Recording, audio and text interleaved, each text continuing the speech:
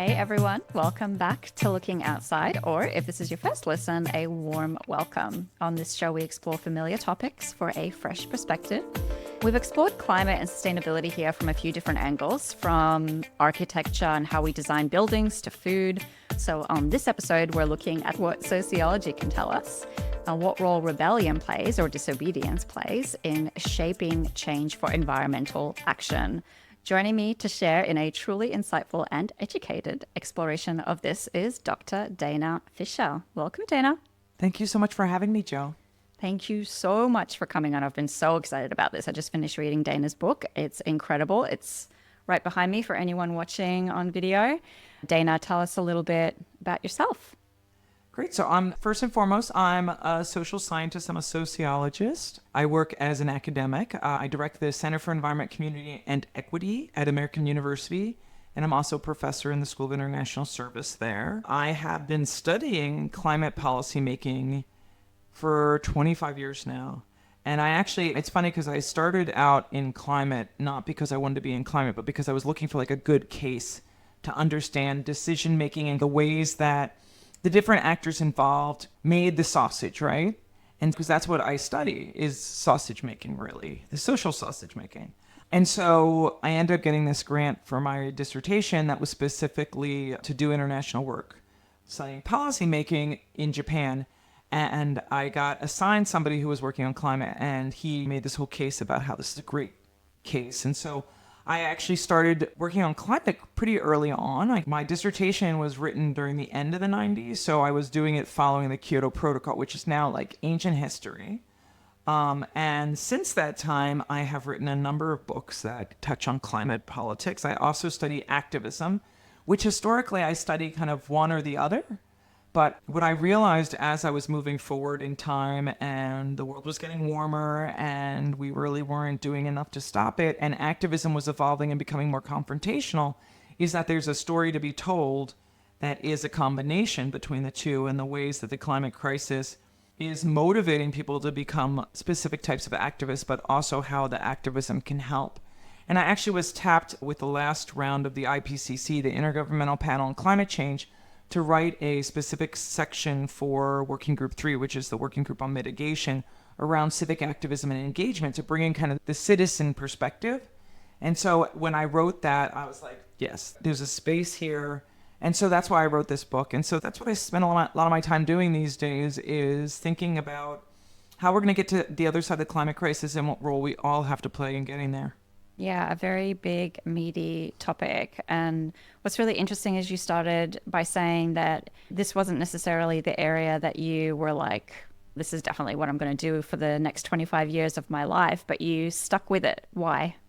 Well, I kept coming back to it, honestly. My first book, which was my dissertation, was called National Governance in the Global Climate Change Regime, and it compared responses to the Kyoto Protocol in the US, Japan, and the Netherlands. And then from there, I actually shifted, and my second book was called Activism, Inc., which was all about activism in the United States. And then I shifted back, and so I kept returning to climate change and climate policy making because it kept getting worse, right? And because the policy making was not getting us where we needed to be.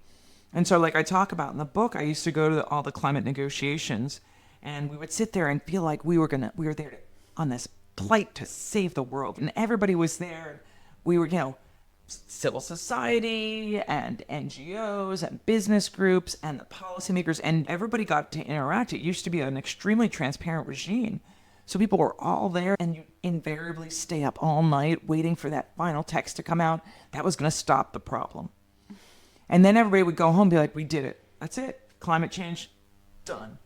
And then unfortunately next year around, it was no better. In fact, it was worse. Concentrations of greenhouse gases in the atmosphere kept growing up and up, which is just really problematic. And it's particularly problematic now. I think that the head of the Intergovernmental Panel on Climate Change, the new one, just said that we're on path to surpass 2 degrees Celsius warming, and by the end of next century, 3 degrees of warming, which everybody thought we were never going to get to. And this year, we're around 1.5 degrees, but this is just for this individual year.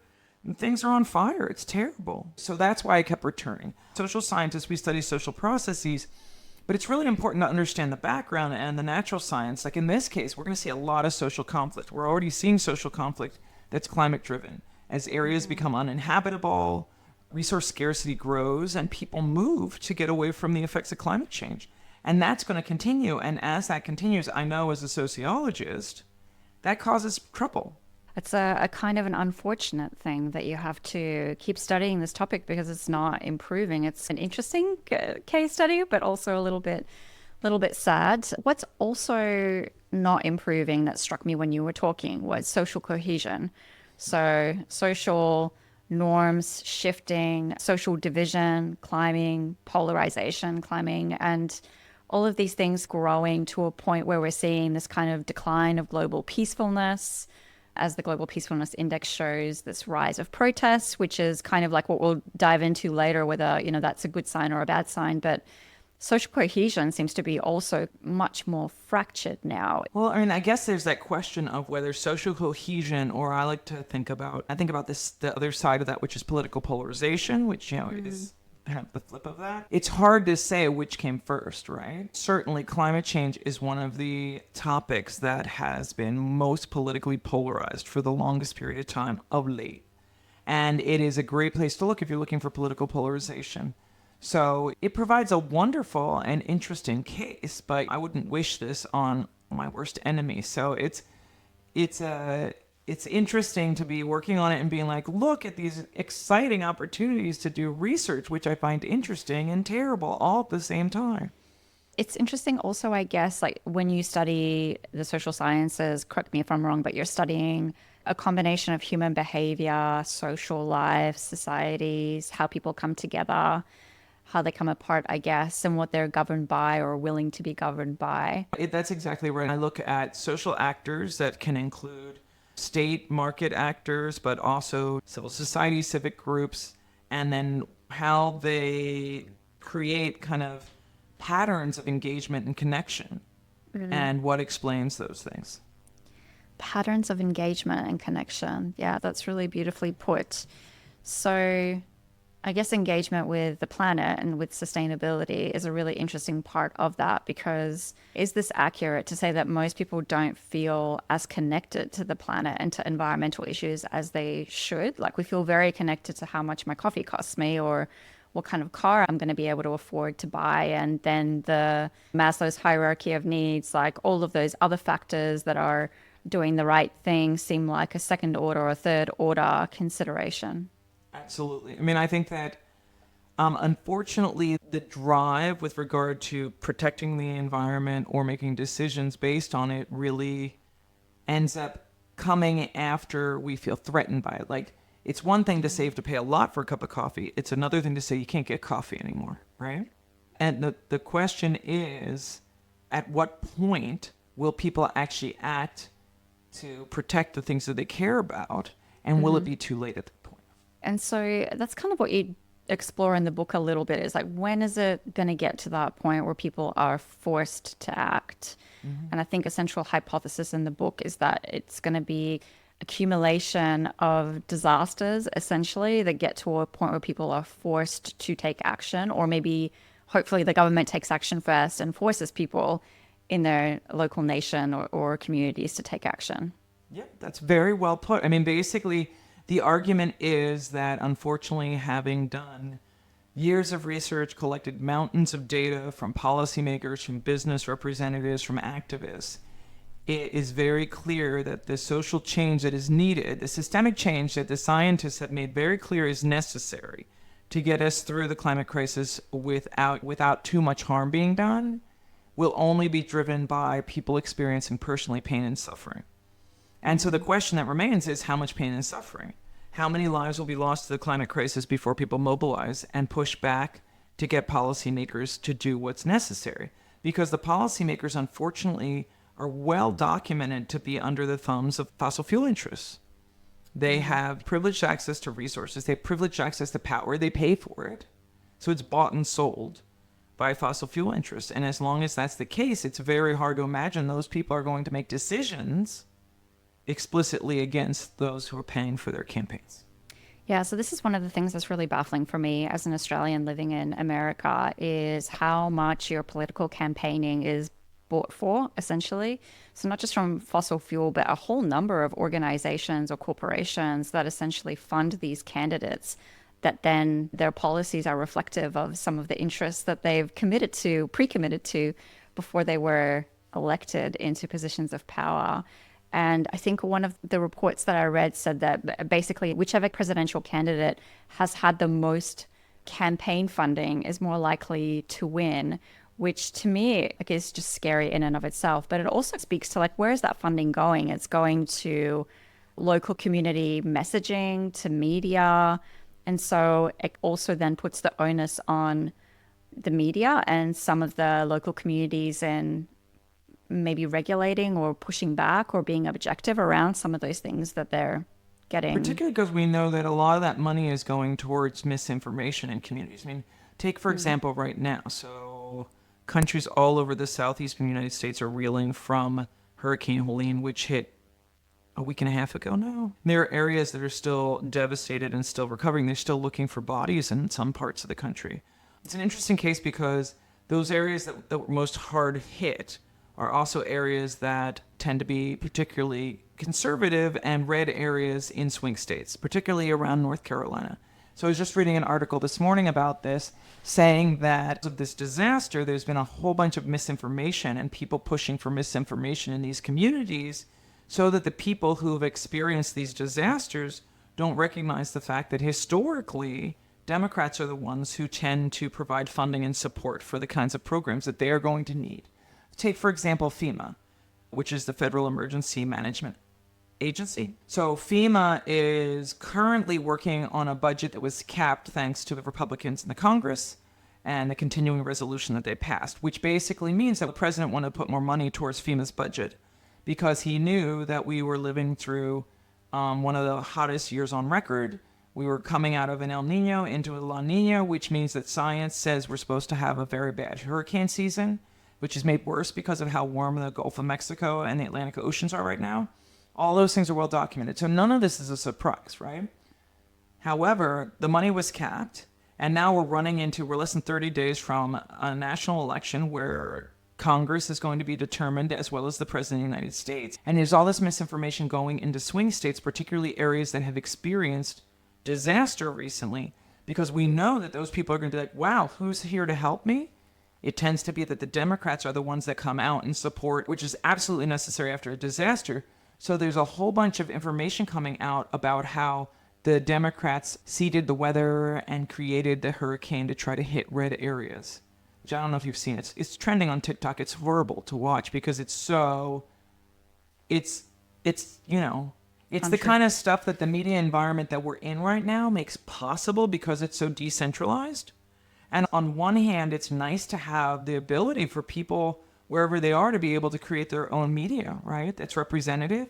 But it also means that misinformation can thrive, and it's thriving in a really dangerous way now.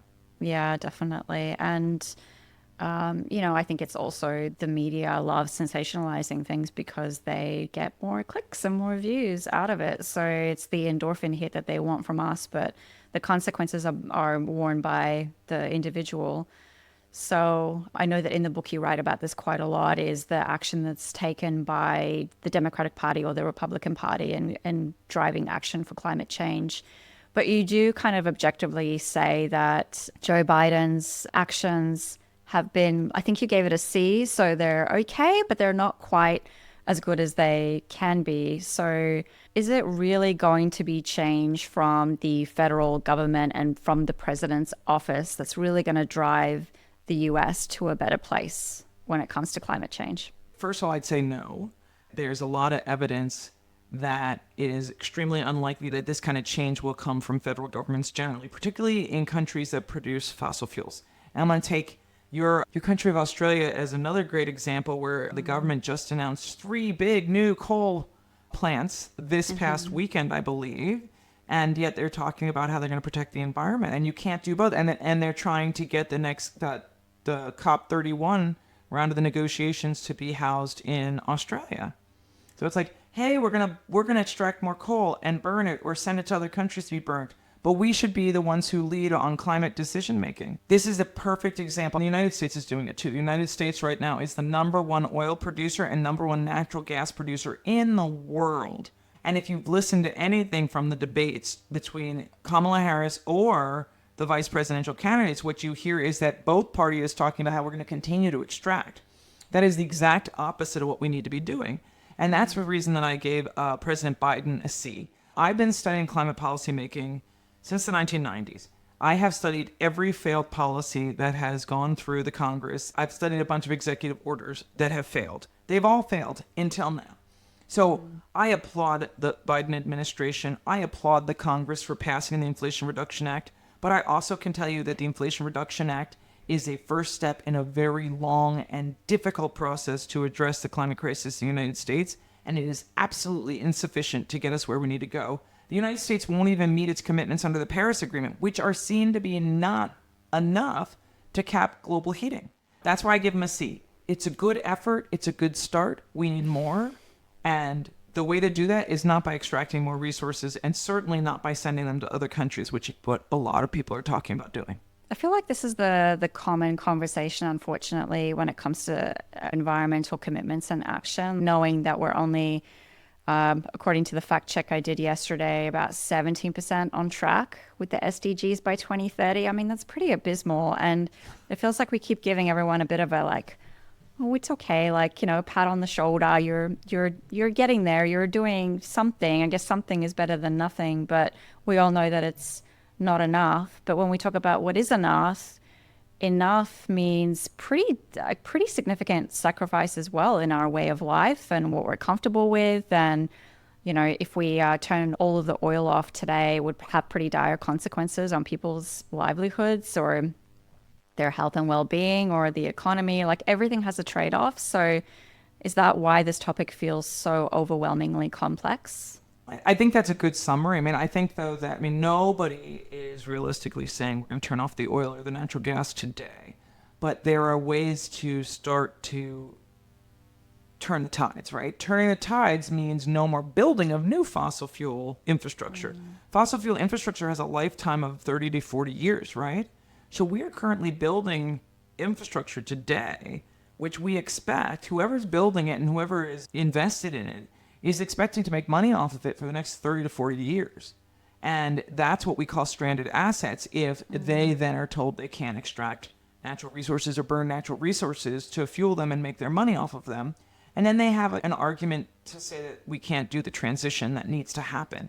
So that's why people constantly are dragging their feet. There's constantly challenges to the minimal efforts that have come through. But that's where we need to go. I mean, and that is why in the book what I say is that it really is going to have to be on the pain and suffering. These what we call climate shocks, which are going to hit, and they're going to hit faster, and they're going to be more severe. You know, a week and a half ago it was Helene. This week it's Milton, who strengthened to a category, I think he's a category 5 now, hurricane, in record time. There are all these meteorologists I know down in Florida who are talking about how this is unprecedented. It may or may not hit Tampa at that level, but the thing is that this kind of climate shock is going to wreak havoc all over. It'll be people in the United States. It'll be people in Nepal last week. Before that, it was in Europe. And as people start to come to terms with the fact that we're going to continually see and experience the effects of climate change, there's going to be pressure because, as the research shows us, windows of opportunity open for policymaking that people would never consider right now. And that means the kinds of systemic changes that are needed. For example, getting natural gas out of buildings, requiring that we start to only sell and transition to electric vehicles like they did in Norway. Some of these things are not that terrible when you look at them one at a time, but they will require life changes.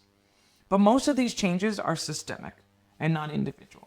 I mean, there's also a very, very good case to be made, and there's a lot of people talking about this, particularly in Europe, to transition to plant-based food, at least to some degree, because if we look at the agricultural industrial complex, particularly around meat production, it has a huge carbon footprint, not only producing the meat, but also transporting it, and then people's consumption of it has a very substantial effect on the climate crisis as well. The really interesting thing about this topic for me is that we have a lot of really great solutions or alternatives, or, what we often talk about in our business in McDonald's is we don't have to change our entire portfolio right now to plant-based, but people are wanting the option every once in a while to eat something different. And we have this in a lot of our European markets, these plant-based products. So, well, I could tell you, as somebody who has had to go to Burger King to get an Impossible Burger, I would love to be able to go to McDonald's and get a plant-based burger. So, all right, let's see what we can organize for Dana. You'll get a client out of it. Yes. I can guarantee it. My kids would love to be able to go to McDonald's again. Yeah, I can imagine, of course. But I think that's a really interesting example of where people can vote with their wallets. And the more that we act on the things that we, believe are right for us or right for the planet or are aligned with our values, or maybe those shifting cultural norms that we were talking about, the more that the systems that govern us and that enable massive market shifts will pay attention and will start to invest in new and different areas, right? So it's our individual actions matter. Oh, no, I completely agree with you. I think that's very important. I do think, though, that a lot of businesses, particularly fossil fuel companies and fossil fuel interests, have historically focused on redirecting all of this to the consumer level, right? And there is a bunch of ways that our energy system must be changed from the top down. Unless we all go off the grid and generate our own electricity and just live off of whatever we produce, we are plugged into a system that is determined for us. And so in that way, we need to recognize that we can't just do it ourselves. Which is why, first of all, we all need to work together. And one of the best ways that we can work together and create power is by pushing back and pushing our elected officials to actually follow through on what they say they're going to do when they run for office, rather than following through on whoever gave them the most money, which is how it's been of late. And that's, it's an unfortunate reality, as you mentioned earlier, to the American political system. And it's gotten a lot worse since Citizens United passed. I don't see that changing anytime in the near future. But citizens still are the ones who vote. And we have a say. We're going to have a say in less than a month at the ballot box to determine who gets to hold office, right? We can require that the people we vote into office don't take fossil fuel money, so that we know that when they say they care about climate change, they actually do. Or they actually follow through on those commitments, right? And that will be extremely valuable and a really important addition to making those changes in your everyday life in terms of your purchasing behavior, which we should absolutely do as well. So a total side question for you, but just out of curiosity, why is it that we don't have stronger green voices in politics in America? Part of the problem is that we have a two-party system in America, and historically, very moderate flanks have led these parties. That's not the way it is right now in the Republican Party, and there's been a lot of research that's documented how the Republican Party has shifted more conservative in the past 8 years or so. But in general, what we see is more what we call a regression to the mean, which is those folks tending to be more similar because they then can compete with one another to get more campaign finance, which unfortunately is a necessary component of the way that campaigns work in the United States right now. And there's a whole bunch of corporate money in politics. And if you opt out of that, and I still support and I believe that the best thing we can do is just only vote for candidates who don't take that kind of corporate funding. But the problem is that they have a very hard time competing. For example, our Senate race here in Maryland this year is a huge one, and there are like millions of dollars being poured into the state from all of these PACs, all of these outsiders who have opinions because they care about who's going to have control of the Senate, not because of Maryland politics at all. And so we're dealing with all this money in here, and so how much does my vote count? We've got all these external folks throwing so much money into the political system. So that's the backdrop in which the deck is stacked against citizens today, which is unfortunate, which is why it takes even more to push back. Yeah. And I guess it's a part of the reason why we're seeing this growth of protests and activism. There are these groups that are coming together of like-minded people in these smaller communities that don't feel like they're being heard, or that feel like a more confrontational approach, violent or non-violent, is the only way to make some change, because at least then, like, you're almost shocking people into just stop what you're doing for a second and look at this other issue over here. So I think like when you mention these examples to people, they kind of get why they're doing it. They get the intention behind it. What they don't like is maybe the execution of it. Like, why do you need to go and pour soup on a Mona Lisa painting to get this point across? Like, On a covering of a Mona Lisa painting, but yes. Yeah, so it's a protective coating. But I mean, what I would just say is, yes. So when I started writing this book, I was originally just going to talk about the ways that activists and environmental groups had been involved in discussions around policymaking, because I tracked them within the debates around the Inflation Reduction Act, which is the climate bill that we have, which is the one that we were talking about is a C. And what was happening as I was doing my research is we were seeing a bunch of groups springing up which were engaging in what we call the radical flank of the climate movement. And so this radical flank emerged. There are two options. Either a social movement dies and people go, you know what, I'd rather just watch TV. Or instead, some people get more radical and get more confrontational. And this is very, very common. We saw it in the civil rights movement. There are examples of it from women's suffrage. And historically what happens is then the radical flank, which tends to be more young people originally, gets involved in confrontational civil disobedience that's peaceful. So nonviolent civil disobedience. This is a very common trajectory. That's what we're seeing today in the climate movement. But what's interesting, and I've written a bunch about this, and I talk about it a little bit in the book, but I've written even more about it in Nature magazine and other places, is that at the moment, the radical flank of the climate movement is so not radical. I mean, this is a very unradical group of people. I mean, sure, okay, throwing soup on a protective coating of a painting is a pretty, outrageous thing to do, for sure. And it is meant to piss people off, and it's meant to get media attention. It is what I call in the book shockers. These are folks who are shockers. They're trying to shock us into paying attention. And the reason they're doing that is because research shows us that when the media continues to talk about climate change, even if they're talking about these wacky folks who are throwing soup on things, it helps to keep the issue salient for the general population that reads the news or listens to news or finds out about the news. And it also helps to develop support for moderate components of the movement. So that's the whole way that it works. Historically, during the period of the civil rights movement, when nonviolent civil disobedience was very common, we saw the Freedom Riders, we saw sit-ins across the United States. These parts of the movement were extremely unpopular. Less than a third of the general population supported it. Most people were very unhappy with it. But what we found was that this radical flank helped to develop and mobilize sympathizers to get more involved in the movement, but on a more moderate way. And that's the point of these folks who are slow marching, throwing food, gluing themselves to things, causing what I think that people would call good trouble at this point. But this, again, is nonviolent.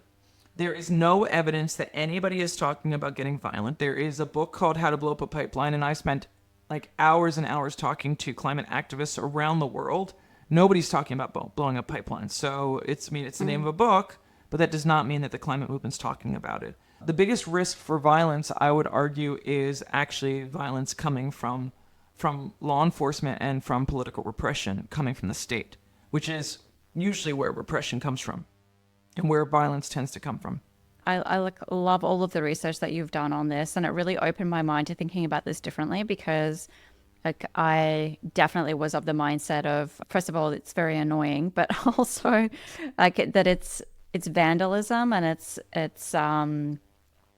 just maybe plain disrespectful. But then when I look at the history of activism and that whole radical flank concept, how it's a little bit like anchoring, right? Like you're trying to just create a different point of reference where you're moving people a little bit closer to one point over here. So I think it's really interesting. One thing I did want to ask you, though, is does this type of action naturally lead to greater violence and to a natural escalation pattern?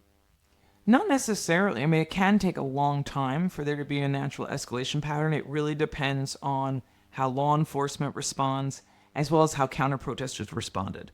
During the civil rights period, we actually saw violence happen because counter-protesters, otherwise known as white supremacists, came out and started beating up the peaceful activists. most of whom were, black and brown people. In other periods of time, it took a lot longer for violence to escalate. If you think about a period of time around the struggle for women's suffrage, it took a lot longer. And actually there were some women who were very violent at the end, but it took a much longer time. So we don't know. I mean, I would just say that at this point, there's no indication that violence will happen. There is indication that there will be repression, and we're starting to see that. I mean, we've seen some examples of that in Europe, in the UK, in the United States, where there is larger sentencing happening for very nonviolent moments or actions that are civil disobedience that are not destroying a lot of property, and people are being sentenced to very long periods of time in jail. The one thing I would just say to everybody that I think is worth thinking about is that if you tell somebody that you can go out, historically the idea is you go out, you block a street, you do it peacefully, you don't harm anybody. It can annoy people, no question about it. I mean, I think to some degree the idea is annoy people enough that they pay attention. They go, why is that person doing that? Oh, because of climate change. It is hot, et cetera and so forth. Right. But the deal is, if you say to them, you will be sentenced the same if you do that or if you blow something up, that is a bad message to send to anybody. Mm-hmm. And that is basically the message that law enforcement is starting to send. Maybe a common question that people would have, and certainly some of the comments that I've heard about these activists, is they're generally people that are more educated. If they're not younger, they're a lot older and they have more time, they're more white, maybe in more privileged positions. If these people are the future leaders of the world, let's say the younger group, and they are in more privileged positions where they can enact change, why don't they, this is like, I know, a really flippant, simplified question, but why don't they spend their time going and working in science or going into politics to be these people that can really shift how we do things as a bigger society? Some of them are, but I think it's also worth noting that some of the biggest leaders who have been inside the political system started out outside of it. Take, for example, our former Congressman, John Lewis, who was one of the leaders of the civil rights movement. He's famous for all of the good trouble he got himself into during the civil rights movement, and then he spent an amazing career inside the halls of power trying to affect change from inside the system. I wish that we had a chance to ask him before he passed about his reflections on being an outsider versus an insider. What my research shows, and what a lot of research on policymaking and understanding the ways that civil society can play a role in policymaking, is that we need both. We need the insiders and the outsiders. So one of the reasons that we see the most privileged folks taking this action, I mean, I wouldn't say they're the most privileged, but privileged, highly educated, predominantly white young people, is because they're the least likely to be repressed for participating in nonviolent civil disobedience. I remember when the Women's March happened in 2017, which was the largest single day of protest in U.S. history. CNN did all of this news coverage about it. And I remember a leader of the Black Lives Matter movement posting something on Twitter at the time saying, so you got a bunch of white women wearing pink hats blocking streets, and you call it a protest or a demonstration or a march. But when you have, black and brown people doing it peacefully in response to a young person being murdered by a police officer, it's called a riot. But that really summed it up, because it is true that people in privilege can take advantage of their privilege to affect social change however they think it's most effective. And so some of these people, and we're not talking about a very large proportion of the movement, so it's not the majority of the climate movement, nor it is the majority of people who care about climate change. It's a small proportion or small vanguard that thinks that the best way to do this is by calling out people in positions of power, like CEOs of fossil fuel companies, elected officials who have been pushing very hard for expanding fossil fuel extraction, et cetera, and so forth. And to some degree, I understand that decision, because they are least likely to be repressed and most likely to get access. And in the end, some of these folks may be the ones who change the world from the inside eventually. Is there something natural that you see happening from a sociological perspective, where as we get older and as we get tied to the norms of the societies that we live in, we almost acclimatize and we repress a lot of the things that we feel are important when we're younger? That's a great question. I love that you use the term acclimatize. But what I would say here is that there's actually a very, very substantial literature that talks about kind of the life cycle of activism and engagement. First of all, we know that young people who talk about politics with their parents are more likely to be politically engaged as they get older. Also, young people who tend to talk about anything and have dinner with their parents rather than watching TV, or I guess like doing like this scrolling business at dinner, are also most likely to be politically engaged and vote when they hit the age when they're allowed to. So there's that. The other thing we know is that people's engagement in politics tends to be a U. And this is just like over the life cycle, because there tends to be a period where people have a lot of free time. I realize that all of the students that I teach think that they have no free time, but they do a lot of fun things that I do not have time to do right now as a parent and somebody who's making sure that I can cover my mortgage, I can make sure that there's food on the table for my kids, I can help my daughter apply to college because she's applying to college right now.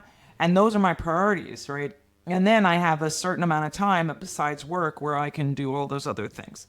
And it tends to be that the U is during a period of time while you're in university, graduate school, maybe before you have kids. Once you have kids, you're like me, you have very limited time that's not for raising kids and making sure that the kids are comfortable, safe, and grow up to be responsible and good people. And then once the kids leave home and, you pay for college, maybe you pay for grad school, maybe if they're lucky, then you have a lot of free time and you don't have to worry about running on the treadmill to make sure you can cover the bills.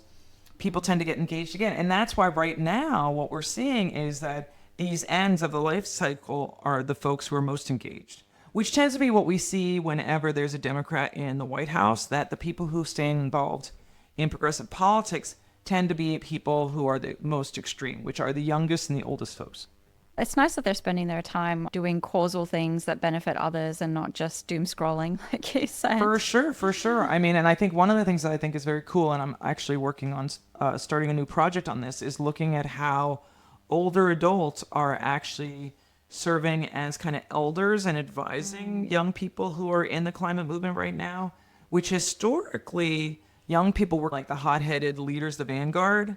And what we're seeing is that those young people from the 70s are now older people and still want to be involved. And they've gotten involved in groups like Third Act and now have been out in the streets with the younger people, trying to cause good trouble and provide support and experience to the younger people. So this is the like intergenerational transition or transmission of information, expertise.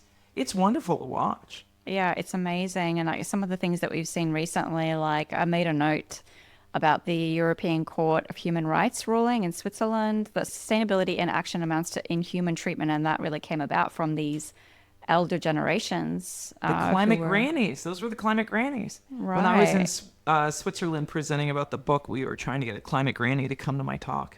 Oh, nice. Yeah, it's amazing. It's amazing. And for whatever reason, maybe it holds a little bit more weight when it's coming from someone who is older and has lived life and has like more firsthand experience. Yeah, the challenges that you face. Yeah. The last question on this topic that I wanted to ask you is, I know you said obviously you've studied this for over 25 years and you do call yourself an apocalyptic optimist. So thinking maybe a little bit on that optimist side, from a human behavior study perspective and a sociology perspective, what's something positive that you've seen over that 25 years in this movement? Well, one of the things that I think has been great is watching more and more people pay attention to climate change. I mean, when I started, people really didn't know much about climate change. In fact, there was like this small group of us who were paying attention and were involved in the meetings. And most of it was like the international relations, international policy folks who were involved in treaties. And now it's kind of interesting. I mean, in some ways it is kind of apocalyptically optimistic, because now we see a lot more people who are paying attention and know what's going on and understand it. But the unfortunate reality is that is because many more people have experienced the effects of climate change firsthand. When I started doing this, we would go to meetings and folks would say, this is all about what we call the precautionary principle, which is trying to make sure that the science predictions don't come true. And we need to worry about, the polar bears. We've kind of given up on the polar bears. We've seen horrible pictures of them starving. And instead, we're now worried about our friends and neighbors and the communities next door, the communities hundreds of miles from the water, which are being inundated and experiencing landslides because of the amount of rain that's falling on them. So, I am optimistic because people are paying attention. It's just unfortunate that this is what it takes to get people to pay attention. It's an important reminder as well around some of those predictions that we did flag or were paying attention to, and maybe going back to those and saying, like, where have we had success and where does action really make a lasting impact? There's some things that can be case studies of further action for the future. For sure. And there are wonderful examples if you look at places that have experienced extreme weather and come back and recovered from it, and the ways that they've rebuilt their communities to be more resilient. There are wonderful and really heartening stories about that, and the ways that citizens help their friends and neighbors. And I think that's what we should all be focusing on right now, because that is absolutely necessary, and we're going to have to lean into one another a lot more. And, you know, as much as, you know, some people, including my daughter, would like to say, get it all on TikTok, TikTok doesn't work super well when the phones go out and when the power goes off. Yeah. You can't count on TikTok to get you clean water. Yeah, exactly. You know? I mean, I'm not even sure you can count on TikTok really to get people out to vote. Yeah, I think it just reaffirms how we need to be more connected to the natural world, because, you know, after TikTok is going to be something else. And, you know, it's the world that we need to maintain a relationship with, not a social media platform. Yeah. So it's about making real relational connections in our communities to people as well as the environment. Yeah, absolutely. Love that so much. Super insightful. Absolutely adored this entire conversation. Dana, one last question for you before I let you go, which is what your go-to is when you're trying to get your head out of all of this environmental sustainability stuff. How do you look outside? Well, the way that I look outside actually is that I put it all away and I be a parent to my kids, right? And I play a lot of checkers. My son is really into games right now. So we play a lot of checkers. We're really into playing James Bond right now, which I now can win, which I'm proud of. I don't know if you've ever played this. No. Anybody who has kids out there, you know what I'm talking about. But so I walk away from the work and I spend time because, you know, as trite as it sounds, like, you know, the kids are our future. I know from the research that being a loving, supportive, and present parent is part of what I need to do to make them the kinds of adults that I would like them to grow into. So there you have it. That's what I do, is I spend time with my kids. This weekend we're going to a pumpkin patch. I love that. Full kind of connected to what you do, but full disconnection at the same time. Oh, it's super insightful. Thank you again. Good luck on your TED Talk. If it's available online, we can add it to the show notes. They should release it in time for the climate negotiations, which are at the end of November. But is that in time for COP? Yeah, for the climate negotiations, the COP29 negotiations. Yes. Okay. So that's what I'm pushing for, but I am competing with all the other talks. And they basically told me it's a chess match. Oh, goodness. But I have to the first thing I have to do is do a really good job with my talk. So that's what I'm preparing for now. I'm sure you're going to do an amazing job. I can't wait to listen to it. And thank you for taking the time to share a little bit of that insight with us today. And thank you for coming on the show. Well, thank you for having me. It's so great to chat with you in person.